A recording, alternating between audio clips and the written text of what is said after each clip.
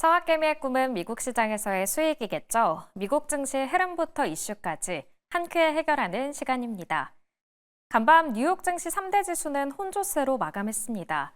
다우존스 지수 홀로 상승했는데요. 이틀 연속 상승세를 이어가면서 43,621선에 장을 마쳤고요.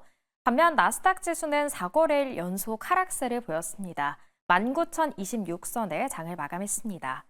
S&P 500 지수 역시 하락세를 이어가면서 0.47% 크게 떨어졌고요. 5,955선에 장을 마감했습니다.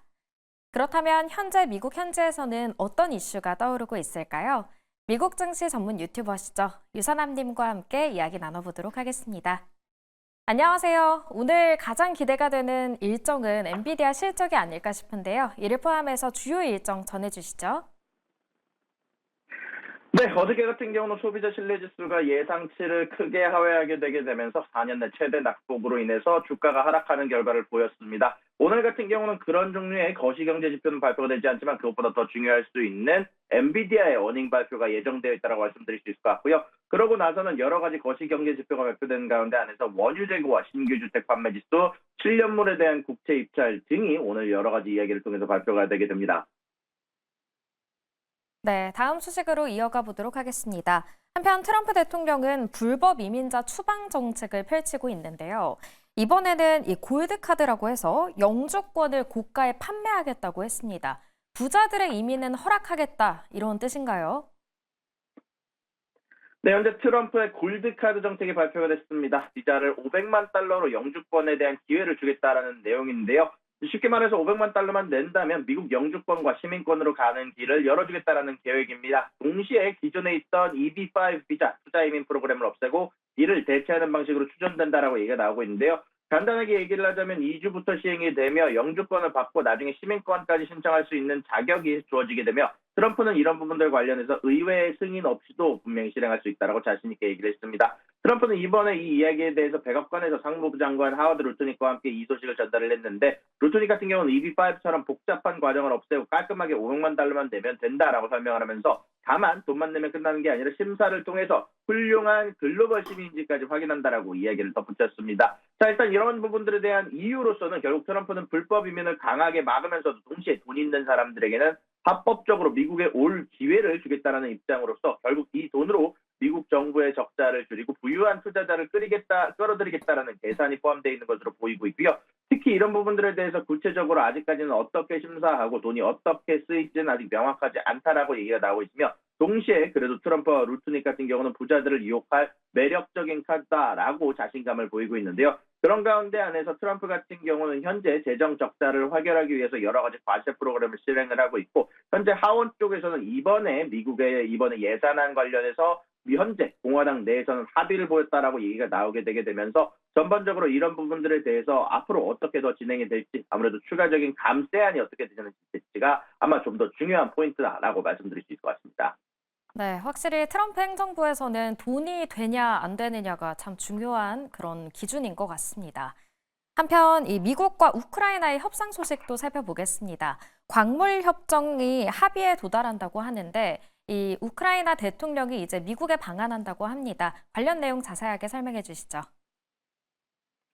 네, 현재 우크라이나 대통령 젤렌스키가 이번 주 금요일 날 워싱턴에서 도널드 트럼프 미국 대통령과 만나기로 합의를 했습니다. 특히 이런 부분들 관련해서 자원 협상이 이미 동의에 이르렀고 타결을 내기 위해서 사인을 하기 위해서라고 이야기가 나오고 있는데요. 아무래도 이는 러시아와의 3년 전쟁을 빠르게 끝내려는 트럼프 행정부의 요구로 추진된 사안이며 어저께 장 마감 이후에 이야기가 나왔습니다. 우크라이나 내각은 정부청에 따르면 수요일에 이 협정을 승인할 예정이며 오늘 기준으로 협상단은 현재 최종 초안을 마무리하면서 협정에는 광물, 석유, 가스 등 자원과 관련된 인프라에서 나오는 미래 수익의 50%를 미국이 가져가는 내용을 포함이 됩니다. 초기 협상안은 아무래도 보장을 제공하지 않아서 우크라이나 측에서 거부를 했지만 현재 보안 보장은 없더라도 경제적 규제를 통해서 지속적 파트너십을 약속을 하고 있다고 적혀 있었고요. 현재 미국은 당초 우크라이나가 자원 출출로 5천억 달러에 대한 지원 보상을 지급하라라는 요구를 철회했다라고 소식통에 전달을 하게 됐습니다. 현재 트럼프 같은 경우는 여기에 대해서 백악관에서 젤렌스키가 금요일 날 온다라고 들었다.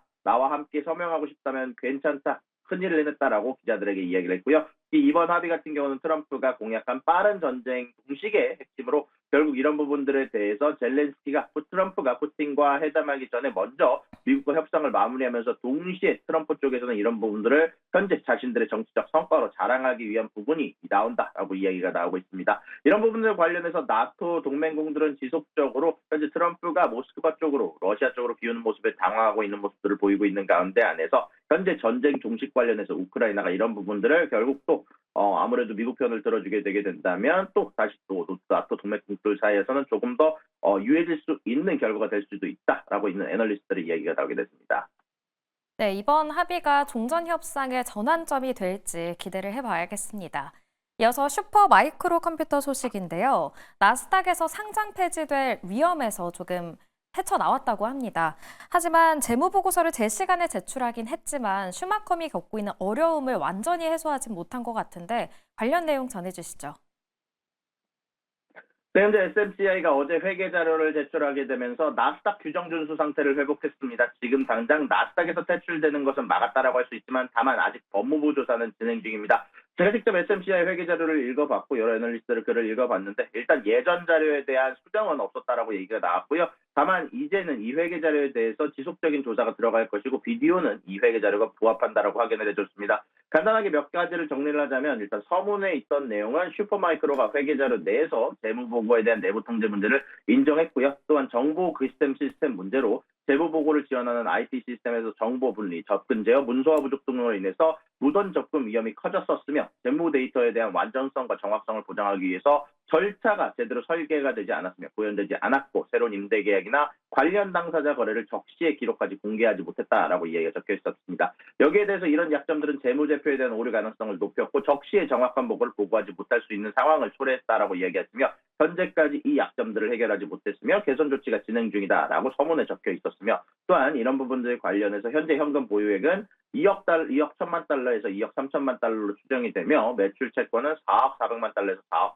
6천만 달러이고 또한 내년 회계연도에서 2026년 회계연도에 대한 부분에 대해서 예상치가 적혀 있었는데요. 약 400억 달러를 적게 되면서 컨센서스였던 290억 달러를 크게 상회하는 지표가 나오게 됐습니다. 결국 이런 부분들은 분명히 장점과 단점이 있는데요. 간단하게 정리를 하자면 SMCI 회계 자료에 따르면 다음 해에 대한 가이던스 관련해서 예상치를 아주 크게 뛰어넘는 가이던스를 제공하게 됐고요. 동시에 결국 매니지먼트가 내부 감사 관련돼서 부실한 부분이 있다는 부분을 인정하고 아직 이런 부분들에 조치가 아직 실행되지 않았다라고 하는 부분들이 적혀 있었다고 생각하시면 좋을 것 같습니다. 네, 슈마컴의 주가가 정말 롤러코스터를 타고 있습니다. 어제는 급락 마감했는데 오늘 프리마켓에서는 20%대 상승하고 있네요. 마지막은 스타벅스 관련 소식입니다. 스타벅스가 대규모 감원에 나선다고 하는데요. 사상 최대 규모라고 합니다. 아무래도 이 매출이 부진했기 때문이겠죠? 네, 맞습니다. 말씀해 주신 것처럼 스타벅스가 실적 악화로 인해서 큰 변화를 꾀하고 있다는 소식이 전달이 됐습니다. 일단은 실적 부진으로 인해서 1,100여 명을 감원을 하면서 동시에 프라푸치노 9종, 에스프레소, 자바츠, 화이트 초콜릿, 모카 등을 포함한 13종에 해당하는 음료 판매를 중단한다라고 발표를 했습니다. 특히 이는 올해 음료와 음식 메뉴를 30%를 줄이는 계획이라므로 높은 가격과 긴 대기 시간을 줄이기 위한 조치다라고 얘기가 나왔고요. 일단 매출은 4분기 연속 감소 중인데 내부에서는 이런 부분들에 대해서 복잡한 메뉴가 효율성을 떨어뜨린다고 보고 있으며 또한 여기에 대해서 글로벌 직원 중 16,000여 명 중 약 7%인 1,100여 명을 감원하게 되게 되면서 이런 부분들 관련해서 아직 채용하지 않은 현재 공고되어 있는 일자리 수백 개도 없앤다라고 이야기가 발표가 되기도 했으며 결국 이런 부분들은 니콜 스타벅스 최고 경영자 CEO가 직원들에게 이메일을 보내서 결국 지금 이런 부분들을 해결하기 위해서 기업 지원 인력을 1,100여 명 이상을 줄여야 된다라고 얘기를 하면서 이런 부분들이 블룸버그 통신을 통해서 보도가 됐다라고 얘기를 할 수 있을 것 같습니다. 네, 이렇게 스타벅스 소식까지 만나봤습니다. 오늘 말씀은 여기까지 듣겠습니다. 지금까지 미국 증시 전문 유튜버 유선남님과 함께했습니다.